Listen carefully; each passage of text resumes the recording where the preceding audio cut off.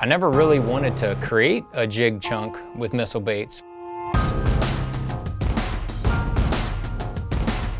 I was taking D-bombs, cutting them down, taking baby D-bombs, cutting them down, and they worked fine, but I mean, even anything on the market was not fitting onto that mini flip jig just right. So I just had to draw it out, make the action the way I wanted, make all the proportions the way I wanted. And what came out was perfect for the mini flip jig and for the new mini swim jig.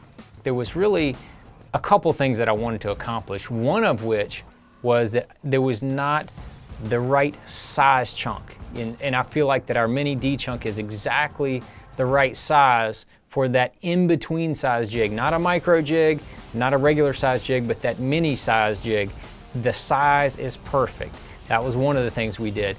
Two, one of the other things is that I wanted that body to be nice and flat and wide. So when you threaded it up on that jig, it made that bait skip like a rock. I mean, that big flat surface on the bottom, it allows the jig to be skipped up under docks, under undercut banks, things like that, where you need to put that jig, whether it's a swim jig or a flipping jig, you need to put that jig back in there. That body design helps it skip better.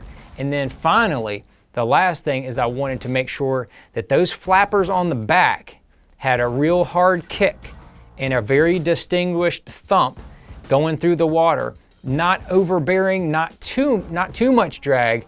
You needed to have just enough drag to where those tails would kick and have just the right action. So the 1, 2, 3, I accomplished all three of those things with the mini D chunk. One of the new things with the mini D chunk that we've never done before is actually have a protective clam around the baits to preserve them to be exactly how we want, so that we know every single bait that you take out of that package is going to function exactly how it was designed.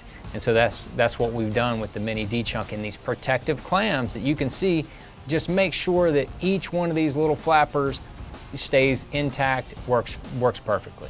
Okay, so out there on the water, I'm just, in my head forming what this bait is going to look like.